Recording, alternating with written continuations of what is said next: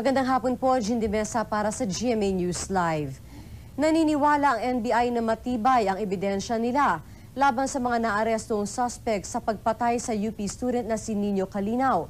Sinabi ni Director Santiago Toledo na kailangan na lang na maituro ng mga testigo ang mga suspect bago maisampa ang demanda. Sa araw na ito, haharap na ang mga testigo ng NBI sa 5 naarestong suspect sa Culiat, Quezon City. At yan ang balita sa oras na ito. Magbabalik po ang GMA News Live maming 8:00. Salamat po. Naniniwala ang NBI na matibay ang ebidensya nila laban sa mga naarestong suspect sa pagpatay sa UP student na si Nino Calinaw. Sinabi ni Director Santiago Toledo na kailangan na lang na maituro ng mga testigo ang mga suspect bago maisampa ang demanda. Sa araw na ito, haharap na ang mga testigo ng NBI sa 5 naarestong suspect sa Culiat, Quezon City.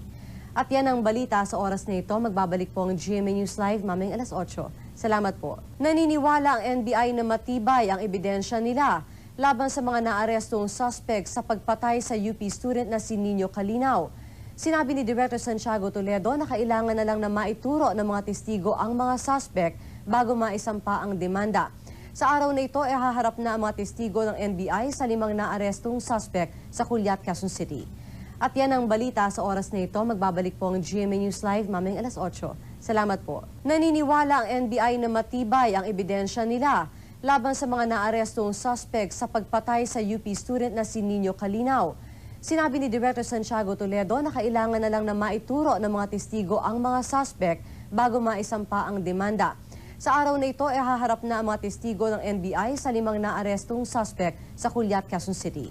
At yan ang balita sa oras na ito. Magbabalik po ang GMA News Live maming 8:00. Salamat po. Naniniwala ang NBI na matibay ang ebidensya nila laban sa mga naarestong suspect sa pagpatay sa UP student na si Nino Calinaw. Sinabi ni Director Santiago Toledo na kailangan na lang na maituro ng mga testigo ang mga suspect bago maisampa ang demanda. Sa araw na ito, haharap na ang mga testigo ng NBI sa 5 naarestong suspect sa Culiat, Quezon City.